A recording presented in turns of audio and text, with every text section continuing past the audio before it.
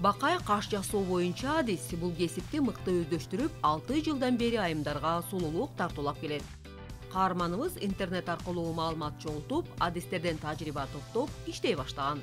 Эта профессия душу греет, да? Помимо того, что я понимаю... Бул кесип мага аябай жагат. Айымдардын каштарын жасап берем. Алар каштарын боеп убара болушпайт.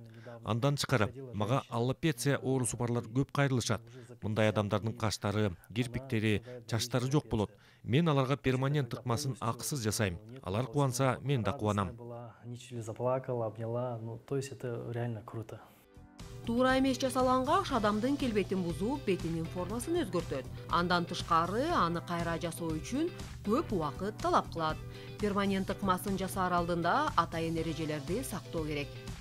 Чтобы не было перекрестного заражения. Любой болезни все, что передается через кровь. То есть мы это исключаем. Перманент тыкмасы санитардык эрежелерди талап кылат. Бардык жабдууларды полиэтилен менен ороп чыгам. Сөзсүз колгап, бет кап колдонуу шарт. Анткени санитардык эрежелерди сактабаса, ар кандай оорулар кан аркылуу жугуп калышы мүмкүн. Вот так вот. Пинцет. Стерилденген пинцет. Это у нас получается модули. Бул жаңы ачыла элек ийнелер. Бир кишиге 3 түрлүү ийне колдонулат.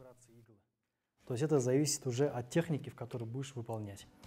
Перинин кашы өтө ичке болгондуктан адиске кайрылган. Анткени ал калың каштуу болуусун кыялданычу. Жыйынтыгы сонун болот деп ойлойм. Аябай сонун болот деп ойлойм. Перманент калгандан кийин вообще боенбойсуң да. Такыр эртең менен турсаң эле супсулуусуң. Кечинде жатарда супсулуусуң. Эгерде перманент тыкманы туура эмес жасаса, каштын өңү өзгөрүп, кызгылт, көгүш боло баштайт. В первую очередь потому, что неправильно подобран оттенок пигмента и неправильную глубину посажен пигмент. Эгерде боек туура эмес тандалса жана боекту териге терең дермага чейин киргизсе, каштын өңү өзгөрөт, жагымсыз өң пайда болот. Негизи боек эпидермис жана дерманын ортосуна жайгашышы керек. Ошондо туура болот. Учитывается тон кожи.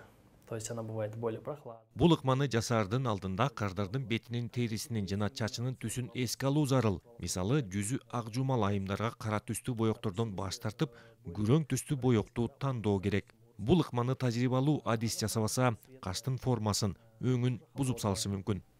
То есть в ее случае темными оттенками нельзя делать. Бул ыкманы ар бир кардарга жарашыктуу кылып жасоо үчүн өзгөчө талант, билим жана тажрыйба керек. Айдан Астамова, Данияр Амантурулу, Замана студиясы.